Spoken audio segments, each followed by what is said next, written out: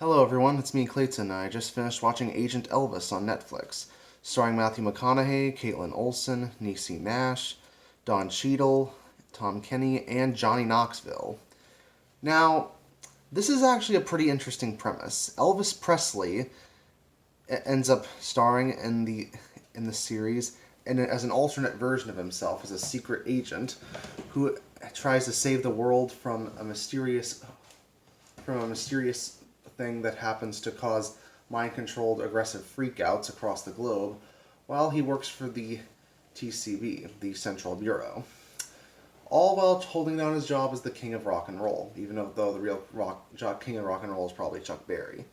Now, it's a genuinely interesting concept that definitely has a lot of potential, but the writing tends to be pretty hit and miss, even if the animation and the voice acting performances do help with a lot of that. Well, let's get to the story, though, shall we?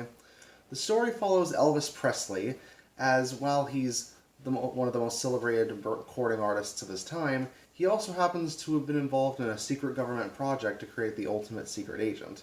And that's why he's going to be used by Don Cheadle's commander character in order to help deal with an unknown substance that's been causing people to go into aggressive outbursts.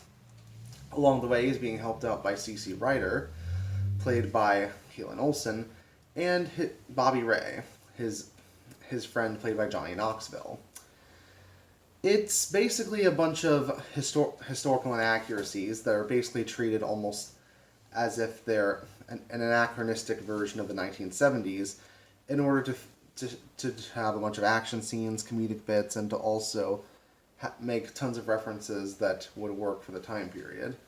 And as far as those go, this is actually a pretty fun series to watch, especially considering its humor and art style do have a lot of similarities to that of Archer, which is quite a bit of a different fit for the animation studio that worked on The Legend of Vox Machina.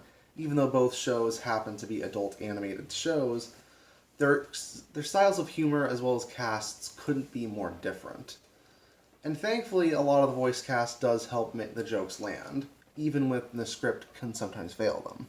Matthew McConaughey sounds really into his role as Elvis, even if he doesn't always sound like the King of Rock and Roll should. And Caitlin Olsen, if you've ever seen It's Always Sunny in Philadelphia, is hilarious as Cece.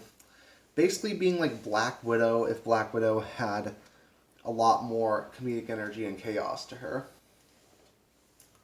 Johnny Knoxville is always born to play completely ridiculous daredevils, and Bobby Ray is no different, but Tom Kenny happens to steal the show the most, in my opinion, as Scatter, this crazy monkey that is constantly on drugs, constantly killing people, and just generally being a complete degenerate.